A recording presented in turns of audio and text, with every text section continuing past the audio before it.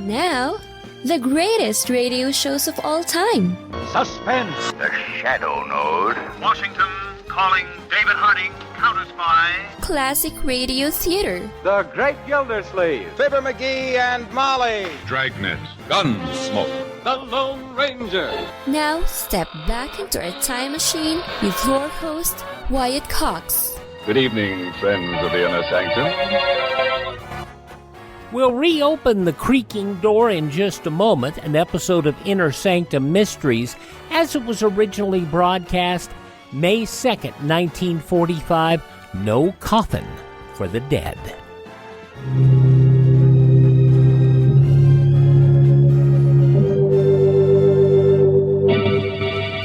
Lipton Tea and Lipton Soup present Inner Sanctum Mysteries.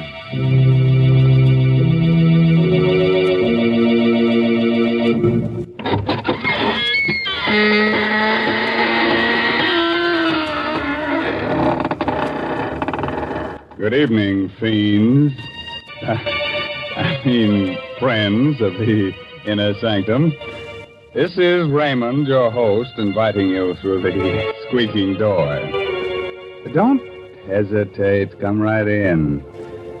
Oh, it's a bit dark. Careful, don't brush up against that skeleton. Oh, he's quite harmless, I assure you. He's only the skeleton in our closet come out for a bit of air. And like I always say, tonight put a tight hat on your head so your hair won't rise. And get ready to listen to No Coffin for the Dead. It's an original story by Emil Tepperman. And our star tonight is that famous radio actor Les Tremaine, who plays the part of Tom Archer.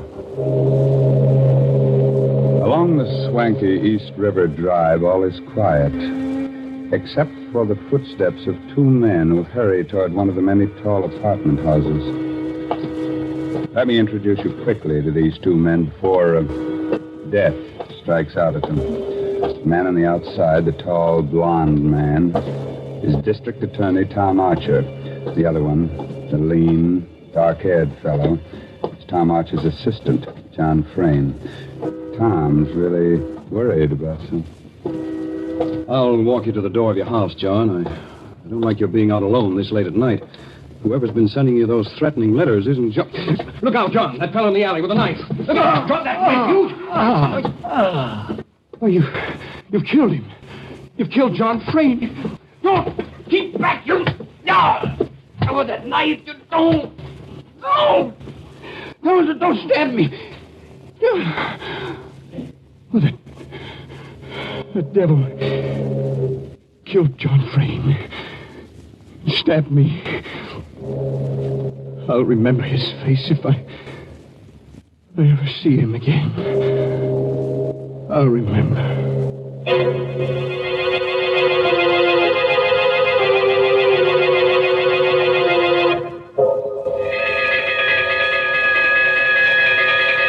When I began to regain consciousness after that attack, I was lying on the ground at the mouth of the little alley near John Frayne's home. A fussy little ambulance intern had just finished working over me.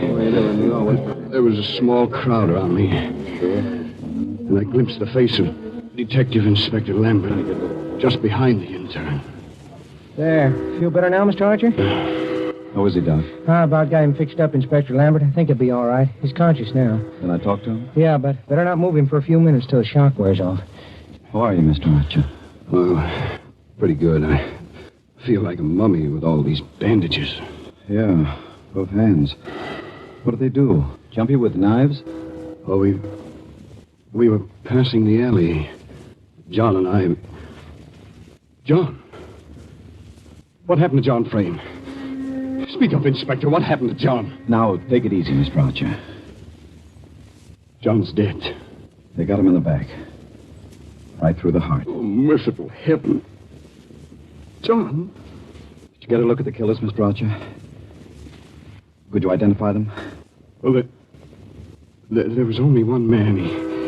He came out of the alley. He stabbed John, and then he swung at me.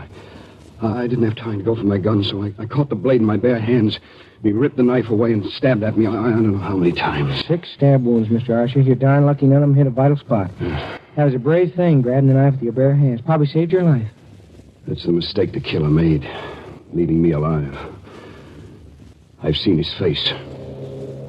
I'll catch up with him, if it takes the rest of my life.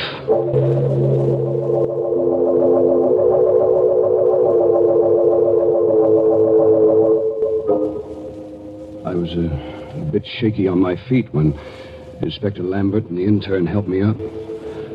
But I insisted on going over to where the body of John Frayne lay, covered with a white sheet. And then I saw Susan, leaning against the great comforting bulk of old Mrs. Hogan, her housekeeper. She was looking down at the shroud that covered her husband's body. It was God's will, Mrs. Frayne. Susan. Oh, Tom. Tom, I can't believe it. John. Be brave, Susan. John's dead. Nothing I can say will replace him. Have you any idea who the murderer is? I saw his face for a moment, that's all. But I'll recognize it again, I'm sure. Mr. Archer, here's something we found in the alley. What is it, Inspector? Looks like the charm off a watch fob. It's broken off. A charm? Well... You recognize it, Mrs. Frayne? Oh, no. No, it can't be. It can't be. No, of course not, Susan. There are hundreds of watch charms like this one. What is it, Mrs. Frayne? The watch charm. My younger brother, Peter, wears one just like it. Oh? Oh, nonsense, Lambert. You can buy those in any jewelry store. Besides, I saw the killer's face. It wasn't Pete. Mrs. Hogan. Yes, Mr. Archer? Please take Mrs. Frayne upstairs now. That I'll do. Come along, darling. I'll see you later, Susan. Oh, please stay here, Tom. You're hurt. All those wounds. I'll be okay. Right now, I've got to go downtown with Inspector Lambert and look at pictures while that murderer's face is fresh in my mind.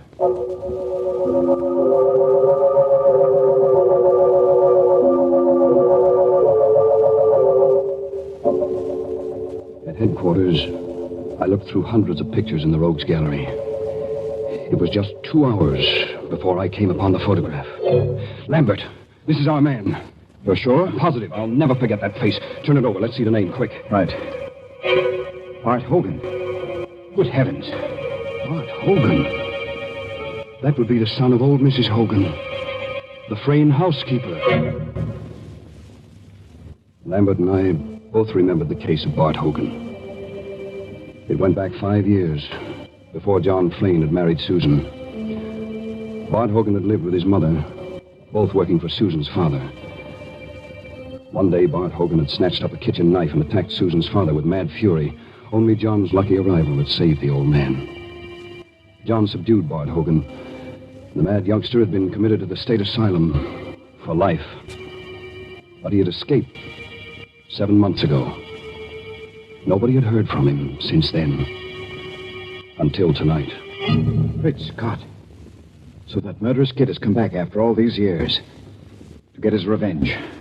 I'm going back to the Frayne house. I want to talk to Mrs. Hogan. You think you might know where our son can be found? Who knows? I'll talk to her anyway. By the way, Mr. Archer. Yes? While you're up there, suppose you just kind of check on whether Brother Pete has lost his watch charm.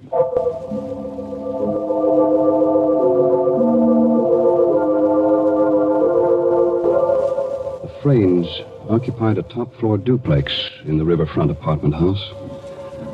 I took the elevator up, and Mrs. Hogan admitted me. I'll take your hat and coat, Mr. Archer. Thank you. Mrs. Hogan, where's your son, Bart? Bart? Well, why'd you ask after Bart?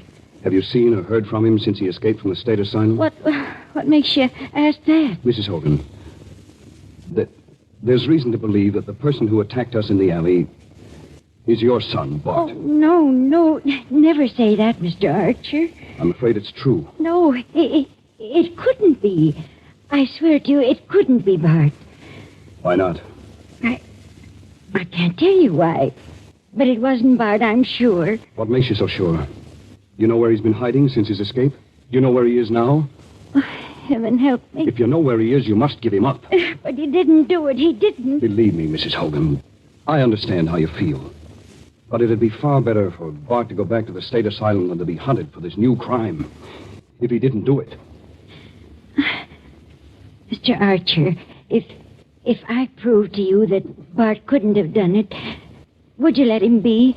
Not make him go back to the asylum? Well, I don't know what to say. You see, I was downtown just now, and I recognized the picture of the man who attacked us. It turned out to be your son. There's very little chance that I was mistaken. But if I prove he couldn't have done it? How can you prove it? Well, come, I'll show you.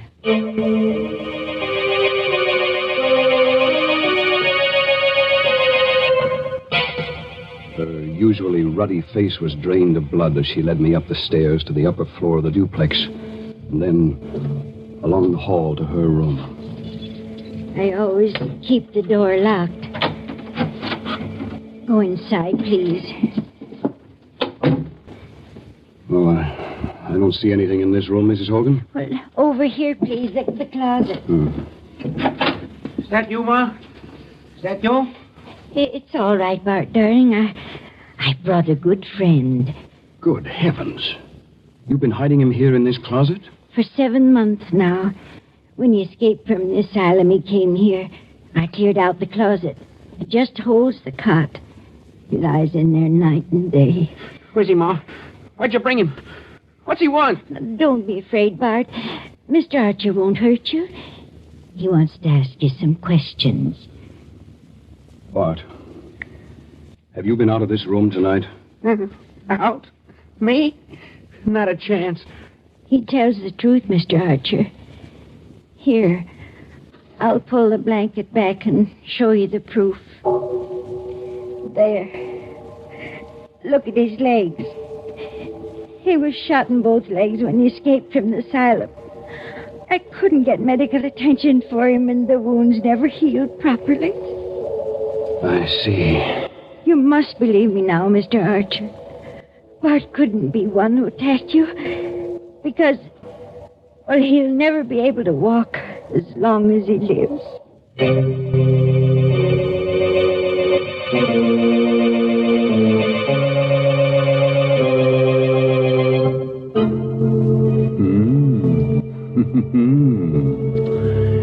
Well, now, if Bart Hogan didn't do it, and mind you, I said if, then who did kill poor John Frayne?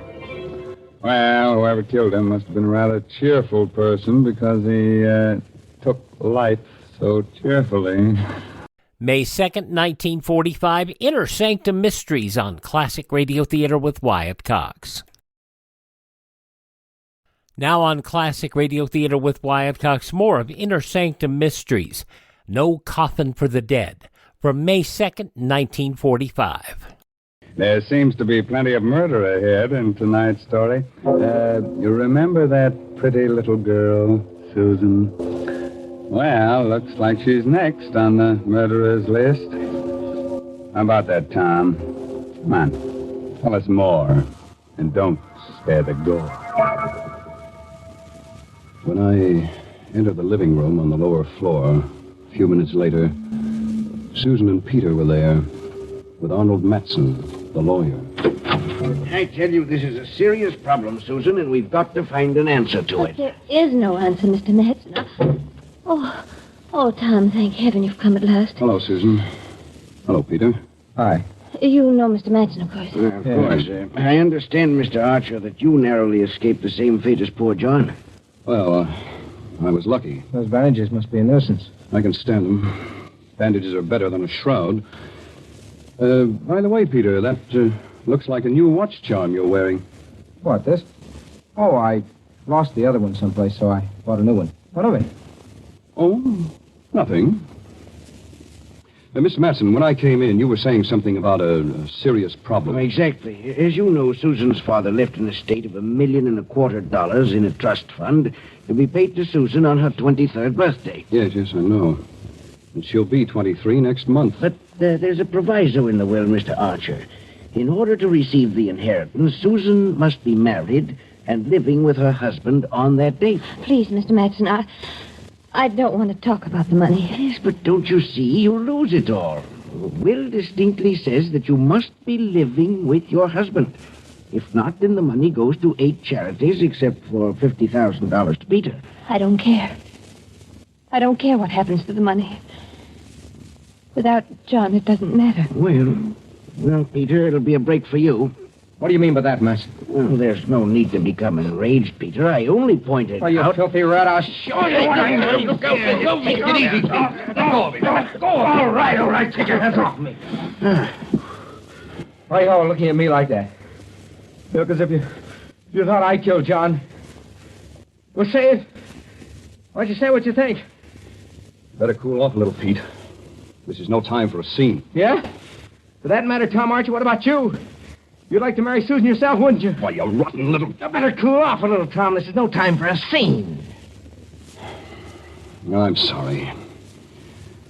Yes, Peter, you're right. I would like to marry Susan. You know that, don't you? Yes, Tom, I know. You two look at each other like a couple of puppies in love. I'm going to get a drink. And nuts to the 50,000. Right, George, I've got it. Got what, Mr. Matson? The solution to our problem. What are you talking about? That's it. Don't you see, Susan? You can marry Tom Archer here, and then you'll be able to legally claim the estate on your birthday. Well, that's a pretty callous thing to suggest, Matson. Callous? I'm a lawyer. It's my duty to protect my client. I couldn't do it. Of course not. Look here, Susan. Is there anyone else in the world who would benefit by John's death? I don't know. I can't think. What's the difference? Are you still looking for clues, Archer? You know who the murderer is, young Bart Hogan. Why look further? Bart Hogan? Matson, how did you know about Bart Hogan? What do you mean? Well, I've just come from Inspector Lambert's office. There was nobody present when we found Hogan's picture. How did you know about it? Well, it's really quite simple. I phoned headquarters a little while ago, and Inspector Lambert told me. Archer, Matson! What's that? Peter! Archer, come quick, in the kitchen. Come along, Matson, quick. Yes. You stay here, Susan. All right, Pete, take it easy. We're coming. Down the hall, in the kitchen. Get hold of yourself. You open the door. I can't. Look, go ahead, Archer. Open it. Good heavens. It's Mrs. Hogan. She lay on the kitchen floor on her back with blood all over her clothes. The blood came from a gaping knife wound in her throat. And the knife lay on the floor alongside her. I found her that way. Her body's warm. She was killed within the last 10 or 15 minutes. Then the killer's running loose somewhere in the house. Susan, she's alone. Good heavens. There, on the floor. Susan, darling. Is she dead? No, she's only fainted. The shock. Oh. It's all right, Susan. What happened? Was it Mrs. Hogan? Yes. Who? We don't know. But the killer's in the house. That madman is liable to kill us all, one at a time. I have a revolver. Let's search the house. Right. Matson, you go in the kitchen and stand guard over that knife. There may be fingerprints on it. Very well. Peter, you stay here with Susan. Here's my gun. Don't be afraid to use it. Wait just a minute. What is it, Matson? Has it occurred to you the killer may be one of us? One of us? What are you looking at me for? You were out of this room for quite a while. Why, I'll kill you. Look out, the gun! Drop that gun, Peter! That's better. I'll take the gun. He was going to shoot me. Sorry. I lost my head. Susan, I'm sorry you have to go through all this. Everybody's on edge. There's a killer loose in the house, and we've got to find him. Yes, Tom. I know you'll do whatever's right. I'll try. You two. You can both stay here with Susan. I'll search the house myself. Manson, call the police. Yes, but how can you hold the gun with your hands all bandaged? You can't pull the trigger. I'll use it as a club. All right, now. Don't move out of this room till I return. Be careful, Tom. You mustn't let anything happen to you, too.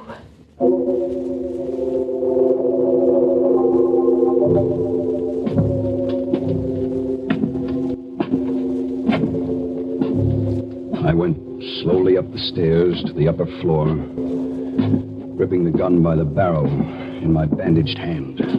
And the conclusion of Inner Sanctum Mysteries, May 2nd, 1945, follows these messages from your favorite radio station. You're listening to Classic Radio Theater with Wyatt Cox.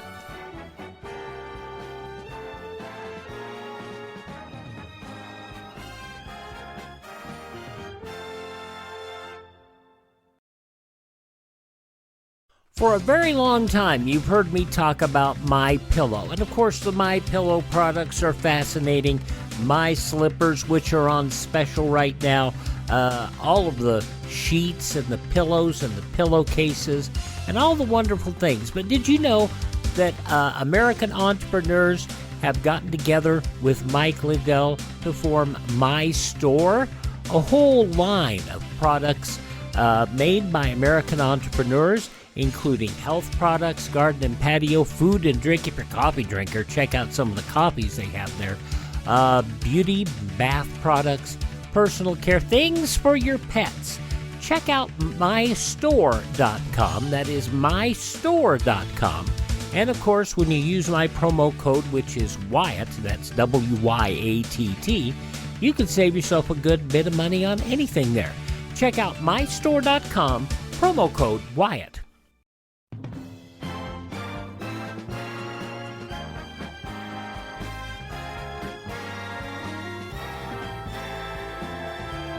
I'm Wyatt Cox. You're listening to Classic Radio Theater. Now the conclusion of Inner Sanctum Mysteries, May 2nd, 1945. No Coffin for the Dead.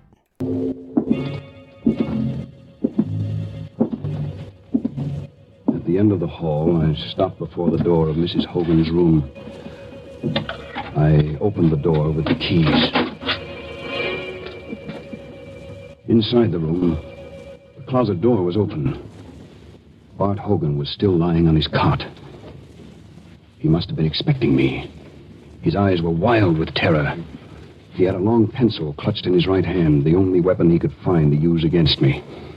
His left fist was clutched into a tight ball. He watched me, stiff with fear, as I moved slowly toward him, across the room. Keep away from me. I had no time to waste on him. I swept aside the fist that clutched the pencil. Help! And brought the revolver butt down hard on his forehead. Help! I went over to the window, opened it. Then I went back to the bed and pulled the sheet, pulled it away, lifted him. His weak and withered legs dangled uselessly. I carried him over to the window, rested him against the sill. He opened his eyes. He was recovering from the blow. I didn't wait. I pushed hard. He went toppling out of the window.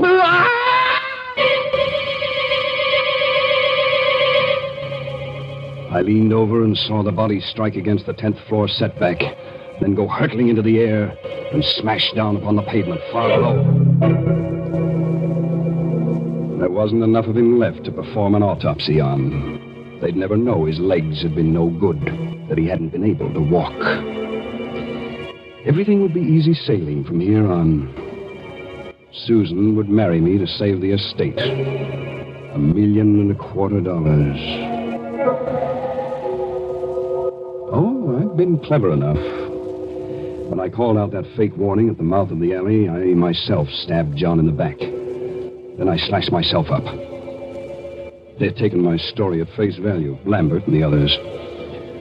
I'd guessed that Mrs. Hogan was hiding Bart, but just as a precaution, I'd stolen Peter's watch chain and dropped it at the scene of the crime in case I should need another suspect. But when I found Bart couldn't walk, it became necessary to kill Mrs. Hogan, too, for she was the only one who could tell the police Bart hadn't been able to walk.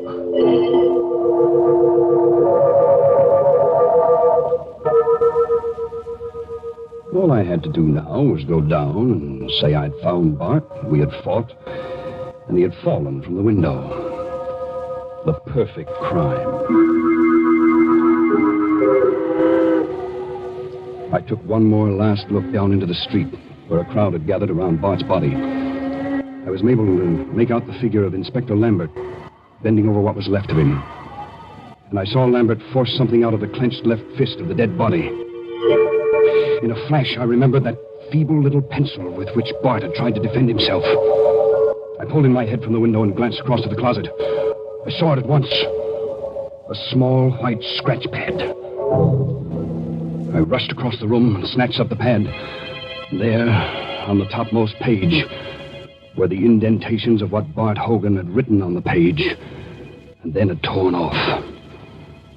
I could read it clearly. I could almost imagine his terrified voicing of the frightened appeal as he wrote it. Archer was here. He means to kill me. He wants them to think I killed John Frayne. But I can't walk. I've got 2 bullets in my legs. For God's sake, save me. Bart had written that note, meaning to throw it out the window. But I had come back too soon for him, and I had thrown it out of the window for him. I went back to the window and looked down. I saw Lambert peering up. Then he turned away and hurried toward the entrance of the building. He's coming for me.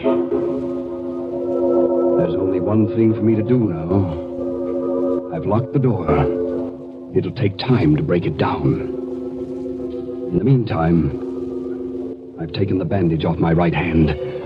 I'm writing a full account of tonight's work. I gambled for a fortune, and I lost.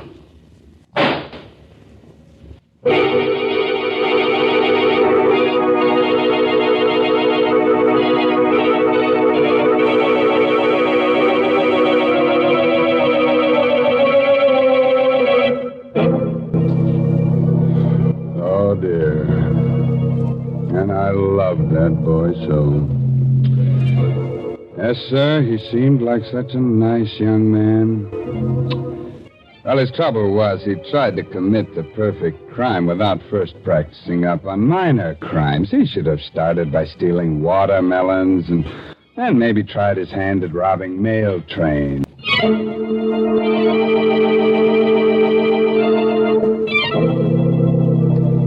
Oh, gosh, I'm sorry you have to go so soon. But drop in again next Tuesday for another little blood fest. You know, some people have to commit murders to get a kick out of life. Others get their satisfaction from listening to Inner Sanctum. But, word of advice. If you've got to commit a murder, please don't get yourself caught. Because if you do, you'll surely get a free ride with the only person never bothered by backseat drivers. I mean that they're hearse drivers.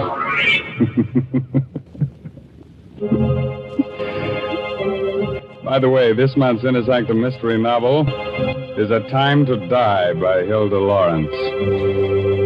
Now I guess it's time to close that there squeaking door until next week when Lipton Tea and Lipton Soup bring you another Inner Sanctum mystery directed by Hyman Brown. So until then, good night. Pleasant dreams.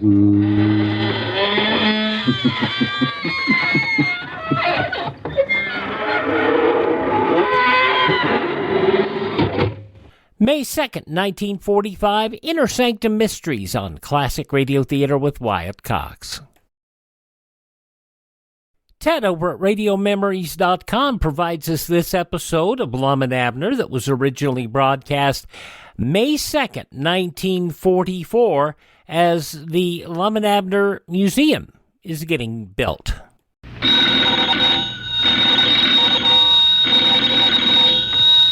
Granny's, Abner. I believe that's our ring. I dog Islam, I believe you're right. I'll see. Hello, jot 'em down, store. This is Lum and Abner.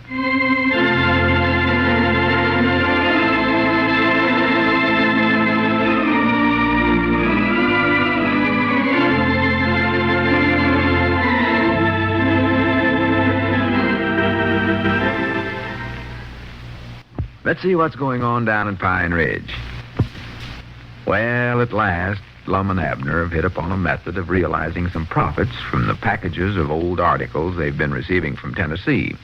They're going to open up a museum in their store and charge an admittance fee. As we look in on the little community today, we find the old fellows in their jot 'em down store and library busily arranging things for the museum. Doggies, Lum, it sure is getting to look like a museum's in here, all cluttered up with this junk. Abner, I wish you'd stop calling this stuff junk. These are all high-class museum articles. Folks are going to pay good cash money to come in here and look at them. Yeah, I know they are. I just hope they won't want their money back after they get inside, though. Want their money back? Yeah, to be honest, Lum, I don't much believe I'd want to spend good money to look at a batch of old cooking pans and old clothes and old seashells and old shoe buttons. Now, of course, that stuffed owl there is sort of interesting, I reckon, but I don't know where I'd give 10 cents to look at it or not, though. Well, it ain't so much the articles themselves, Abner. It's what's back of them that counts. What's back of them? Yeah, I mean what the articles represented back in history. Huh? See, this stuff is valuable because it was once wore by old famous kings and queens and dukes and duchesses, duchesses, I mean. You mean that dukes wore old cooking pants? Yeah. No, I mean stuff they like... must have looked cuter going around with them things on their heads. Why, you'd have think they could have borrowed a few dollars from the king and bought themselves a decent hat to wear around the castle anyway. Abner, I never said they wore cooking pans around the castle. Just wore them outside the castle, huh? Maybe they slapped them on their heads when they went out to battle them dragoons or something like that, Lum. That's more likely how them pans got so banged up. You know, I'd just give anything to know who wore that great big pan over there. Now, he had a head on it. See that one with the Dan in the middle of it there? Granny, you ain't got the worst one imagination. I bound you, I know who it was, too. Who? It was that feller that there, William the Conqueror. William the Conqueror? Yeah, I read about him in one of Little Pearl's school book once. I always wondered how he got that name, and now I know he got conked on the head. Abner, in the first place, it ain't William the Conqueror, it's William the Conqueror. Well, however you pronounce it, I know it's him. You know, I believe I'm beginning to get the idea of this museum stuff, Lum. Well, that's fine, but just don't let it get out of hand. Of course, now, I don't think other folks are going to understand it, though. Now, you take Charlie Redfield. You know how ignorant he is, Lum. When he looks at a pan, why, he'll just think it's something to cook in. He couldn't figure nothing else out of it. I know it, and that's why we got to print up little cards. Little cards? Yeah, little cards telling all about each article. That way our customers will know what they're looking at. I doggies now there's some sense to that idea. Yeah. You can't run a museum without them little signs all over everything. Well, let's get busy and write 'em up then. Yeah, all right. You take the stuff from here on back and print the cards for it, and I'll write 'em for the rest of the junk. Yeah, doggies, I'm glad you studied up this idea, Lum. It's a good one. It sure is. It's a good one. Just print 'em up right now. Oh, wait a minute. I believe that was our ring. Huh? I'll get it, though. You better get to writing there, because you're slower at something like that than I am. Yeah, I'll need to. Yes, Hello, jot 'em down store and library. L. Letters museum head talking. Put this right on. What's that, Miss Barton? He's going to wear one of them. Groceries? Oh, well, why don't you try Dick Huddleston's store? Well, he's got good merchandise there, and low prices, too. R-O-K. Rock. Well, you'll enjoy trading with him. Anybody ought to know that's a rock, but maybe they won't. Yes, Mom. Charlie's so ignorant. Oh, not at all. Not at all. All right, goodbye. Beats all how folks will keep interfering with your work. You'd think all we had to do was just sit here and sell groceries. Oh, sure. They ain't got no considerations at all. Not none at all. How you coming with your signs there? Fine. I got 'em all done already. All done? Yeah, got 'em all done. Granny, you're faster at this than I ever allowed you to be. Well... I wrote one card last night, and it'd taken me about an hour to do it. Here, you've done all yours already. Oh, it don't take me no time at all. I'm pretty good at this writing. Just pick up a pencil and write stuff. Oh, of course, I've been writing since I was around 18 years old. It ought to come easy to me by now. You might be a genius at this museum work. Oh, I can tell right now I've got talents for it. I have got 'em. Well, all I said, there must be something you'd be good at. And I never had to take up this museum work at no college to get it good, neither. No, sir. I tell you, I'm a wizard-izard, Lum. Well, let's hear what you wrote on some of them cards. Yeah, sure. Now, let's see. Here's it right here. A cup. A shell. Huh. A rock. Just a second. Is that all you got down there? Just a rock? No, I got a R pointing up there to where the rock's at so they know what the card's for. A Ari? Yeah, see, then this next one here says A owl. And the next Well, one wait says... a minute. You got to put down there more than just a owl. That ain't enough. Oh, yeah, that's right, I reckon. What's the matter with me? Better write down the rest of it, yeah. Well, I was going to say, it's pretty silly. S-T-U-F-T. I guess that's the way you spell that. There, that fixes that up. A-L stuffed. Well, that ain't enough neither. You got to say more than that. Let's see, more, huh? Of course, I could say he's dead. I know that for... I set a cracker down there by him yesterday, and he never nibbled on it at all. Well, I know he's dead. Oh, sure. Stands to reason he is. They never would have buried him in the first place if he hadn't been dead. He's dead. Abner, I ain't arguing with you about that. I can see he's dead. Anybody can tell that. Well, what do you want to bother to write it down on a card for me? I never told you to write that down. You told me to write something else down there. Doggy, that's about the all there is you can write. When you said a stuffed owl is stuffed, Lum, you've just about covered the whole subject. Well, I mean, you got to put down all that historical stuff. What king the owl belonged to, and what castle it flowed around in. Betcha dates and all such as that. Dates? Yeah. Well, I don't know what owls he sparked when he was alive. Oh, I mean dates like 1816 and 1722. Oh. Here, let me read you that I wrote. And maybe you can get the idea of what we're trying to do here. Yeah, let's hear it. I can help you fix it up all right if it don't sound good. Well, where is that thing? I put it here. No wonder you wrote yours so fast. Oh, here it is. Now listen to this good and close. Yeah, I'm listening. What article's this card of yours for, Lum? It's for that old swallertail coat we got out of that second box of buried treasury. Oh, well, that's easy. All you gotta say there is just a coat, C-O-T-E, coat. That does that. Well, that's where you're wrong right there. That's what I'm trying to tell you. Now listen to this and learn something. Yeah. This swallertail coat was wore by some king a long time ago and has not been wore since 1815. The king oft-times just wore a minute it. now, Lum. How did you know that he ain't wore it since 1815? Well, it says it right inside the coat. Here, I'll does? show it to you. Looky here. See right there, over the inside pocket there. Let's see, let me get my spectacles down on my eyes. Says majestic clothiers since 1815. Well, I'll be a polka-dotted possum. I reckon why he stopped wearing it. It looks in good condition there. Well, that's more than likely when he died. So his kin folks just took it and preserved it because he was a king. Well, how do you know he was a king? Well, it tells right here. See, it says here, clothes fit for a king. I do know. Had them fit right on him, huh? Oh, yeah. Nothing was too good for him. None of that mail order stuff for him. Dogged, I wished I'd have been a king. You know what? That's something I'd love to do, is a little of that kinging sometime if I get around to it. Well, here, let me finish reading this card I wrote here. Yeah, I'd love to hear the rest of it. King. The king oft-times wore this coat to sociable functions around the castle. Uh-huh. Notice silk buttons, which denotates high-class living customs in them days. Uh-huh. Also note in left-hand pocket, bill from Moxley's Cleaners for 70 cents. 70 cents? This shows to what high cost a royal king had to go to be neat and make a big impress on his subjects and vessels. Hands off. Hands off? The king's hands was off? No, they was on. Huh? I think. I just meant that I want the customers to keep their hands off the museum stuff. Oh, I thought if his hands off, he didn't need no buttons on there at all. Makes it seem more valuable. We don't want nobody to touch it. Yeah, I see. This is pretty silly.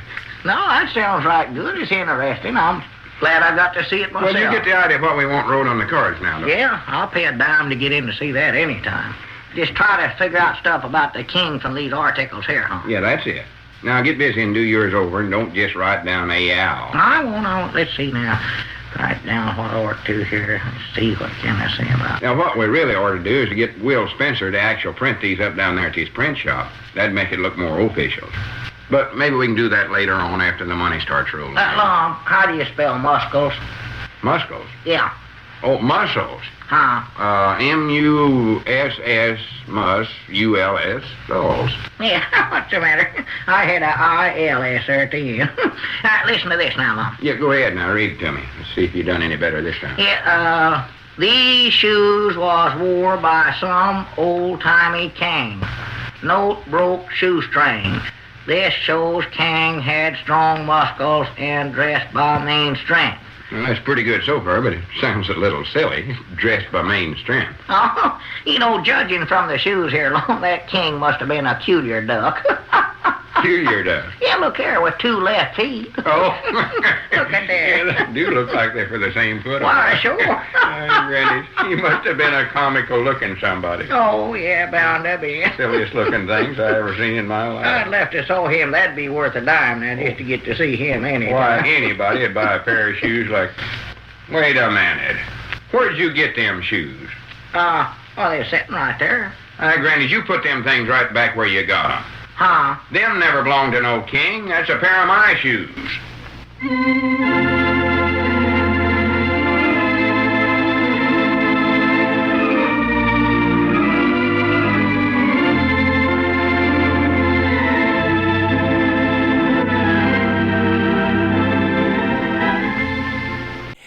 Oh, what a mess. Lum and Abner from May 2nd, 1944. And, of course, our friend Ted at RadioMemories.com supplied us all these restored shows, so you can hear some shows that you probably haven't heard before, at least in this quality. RadioMemories.com, shows on cassette, CD, or flash drive for your computer. RadioMemories.com. Thank you for tuning in. And thank this station, support their advertisers, their kindness and courtesy allow us to be with you each and every time you roll around here on your favorite station. Now remember, at classicradio.stream, you can stream all 21 hours of classic radio theater on demand. You can also find links where you can download our shows via podcast. You can find our social media links. You can learn about building a classic radio collection of your own, and you can also buy me a coffee. Now, that buy me a coffee money helps us acquire additional classic radio collections and maintain our distribution channels. classicradio.stream. Thank you so much for tuning in. Tell all your friends the greatest radio shows of all time are right here at this spot on the dial. Classic Radio Theater with Wyatt Cox on your favorite radio station.